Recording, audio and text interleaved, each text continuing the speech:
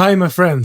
My name is Kees, and I've been on the spiritual awakening journey for almost 10 years.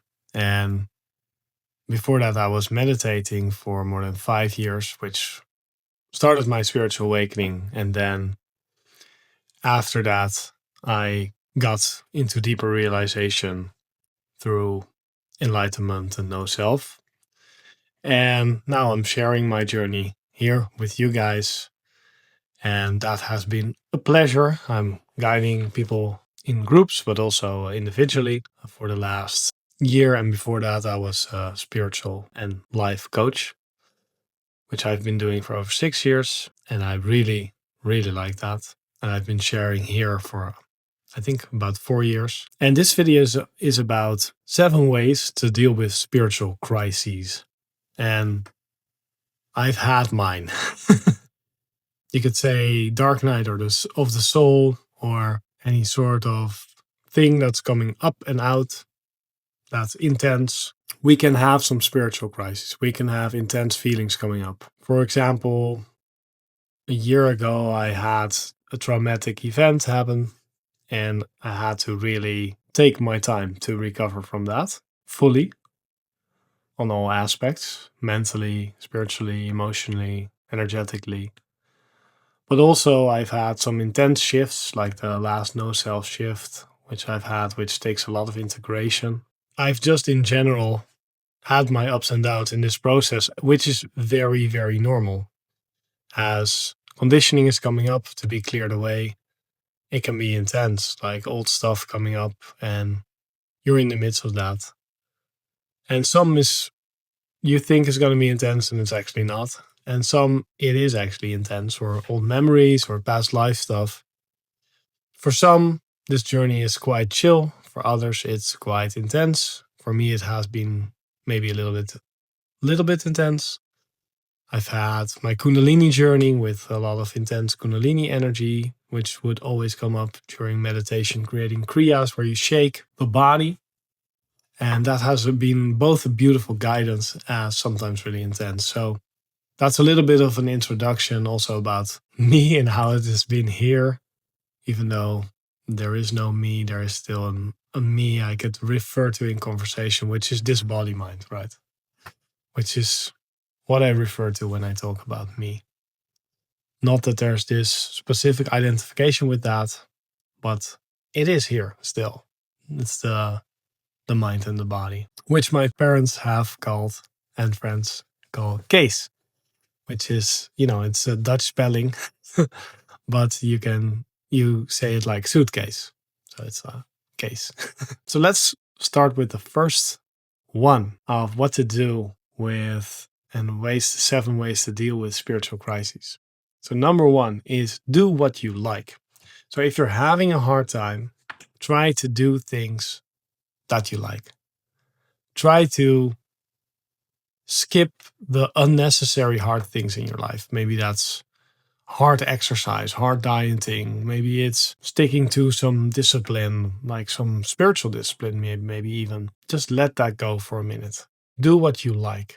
I also wrote down intuitively eat and drink. My cravings for certain foods, I tend to fully engage that if I'm going through some spiritual crisis, which sounds very dramatic. And these things usually tend to pass like in a couple of days max. But it can be quite intense. So you don't want to over ask yourself or your nervous system in this period. You want to rest, intuitively move, work, drink, etc. Where possible, right? We all have some commitments. I'm gonna put the children to bed or bring them to school or things like that anyway, right? But between a lot of those lines, I'm going to do work appointments anyway. I'm going to do my taxes anyway. But between those things, I try to keep it a little bit more chill. So the second one is mostly stick to your comfort zone. This is not a time when you're processing something which is quite intense, or you're going through trauma, or you're back, let's say, from the traumatic event like I had, and then you're processing that, you don't want to go outside of your comfort zone too much. You want to not make the rest of your life very difficult. This is why, sometimes people in spiritual awakening process go into a sort of hermit mode where they just chill at home, watch YouTube videos, and not do too much other things, which I've done that. It makes a lot of sense. I would say for a while you're processing really intensely or you have intense stuff, try to mostly stick to your comfort zone. Try to not make your life too difficult. For example, I would exercise, but because I like exercising, but I would not do it hard at all. I would just do chill sessions and I would try to take it easy, not to overload the nervous system, right? Because the nervous system can definitely already from this processing be quite overactive. Point number 3 is be easy on yourself. And I know these first 3 are really related to each other, but this is a crucial point. Is like, don't judge yourself for this period. Don't judge yourself for taking it easy in life or doing the minimum that you need, because so much of your nervous system, so much of what you are is being challenged by this spiritual crisis or this spiritual intensity or this dark night of the soul, that you don't want to over ask your nervous system. So take it easy, my friend. Really rest, go to bed early, and try to be healthy, but also engage your intuition with your eating and drinking. Then the 4th point we have is don't engage your thoughts. You don't want to start thinking about how to solve this. You don't want to engage too much with what happened if you're with a traumatic situation. You don't want to engage too much with how do I solve this? Where is this coming from? Blah, blah, blah, blah, blah. Spiritually, we don't want to overanalyze. Is this from my mom or from my dad? Is this something I'm carrying for a long time? Is it like, is it past life stuff? Is it from this life? Is this person having a negative influence on me? Blah, blah, blah, blah, blah. Am I carrying other people's karma, etc.? Well, they might be valid questions, but this engages a part of you which won't solve it. The mind can only give the permission slip to feel, which solves the situation. But it doesn't need to give you permission by understanding everything. If you let go of the understanding a little bit, we can chill into this.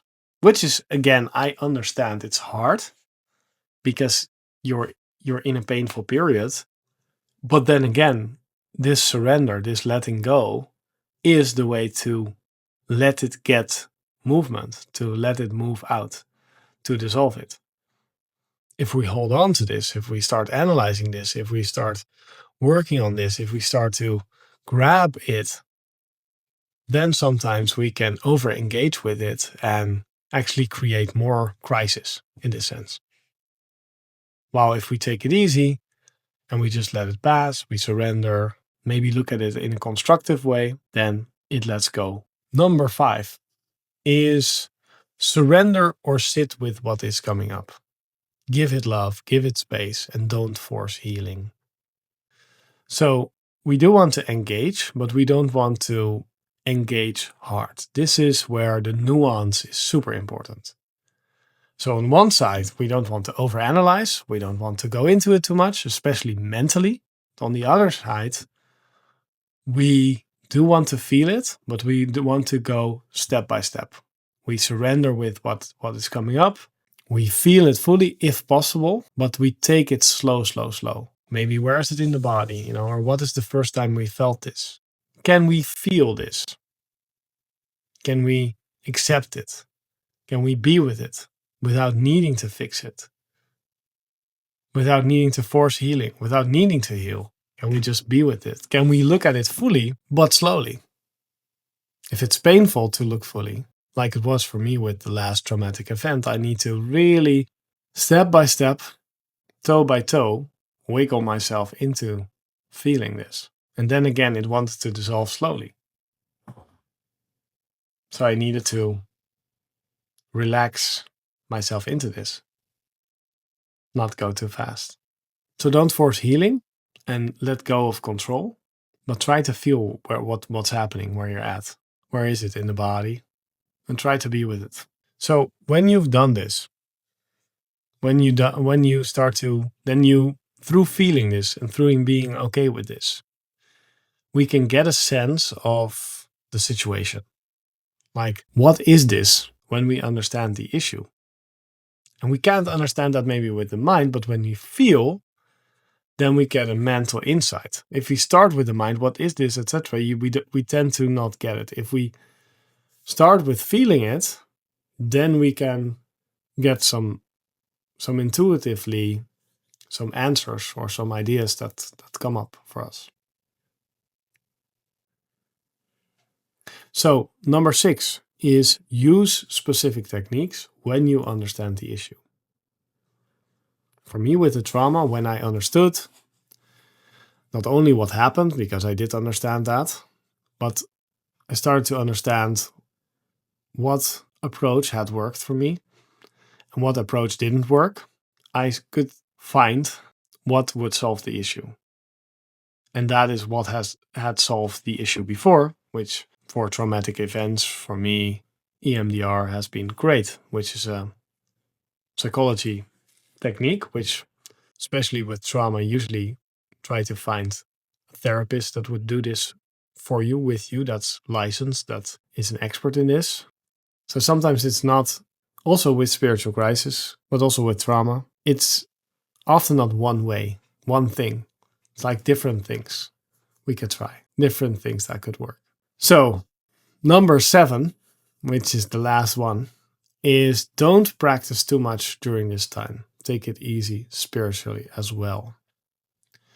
When we have trauma, when we are in a spiritual crisis, when there's dark night of the soul and there's a lot coming up, we don't want to over-engage with meditation, which, one of the effects of long meditation sessions is a little bit of mental disorientation, because we're breaking down part of the self. We're bringing up a lot of stuff naturally to dissolve. And when you're in spiritual crisis, we don't want to over-engage the mind, and we don't want to give you a lot, and the nervous system a lot more to process. So I would not do that. I would practice a little, maybe also related to feeling the feelings, right, which you are having. But I wouldn't want to engage too much with spiritual stuff and other spiritual techniques and stuff around that. I would want to take it easy, which is what I have been doing as well in the last year, with all these shifts, insights, but also the trauma. So, my friend, I hope that helps. If you're going through your own dark night of the soul, or you have specific trauma, but you're interested in a spiritual take on that, or you want guidance in your spiritual awakening process, then know that I'm here for you, that you can schedule a free coaching call, and that I help guide people in their spiritual awakening process towards liberation. And I've had lovely reviews already from people that I've helped. I'll cut and paste a little bit here. I really think that it would be helpful for you to engage with a group as well. And I have a group, both a WhatsApp group and a group that I meet monthly with, that is, it's like group sessions. And right now it's a quite intimate group. So if you're interested in joining that in your spiritual awakening process, also schedule a call with me, and we can see if that is a fit for each other and see what would be best for you, because I like to get to know you, see if you match with the group, and if you're in this process and you get the guidance that you deserve. Much love to you. Subscribe if you haven't already. And thank you again for watching. Bye, my friend.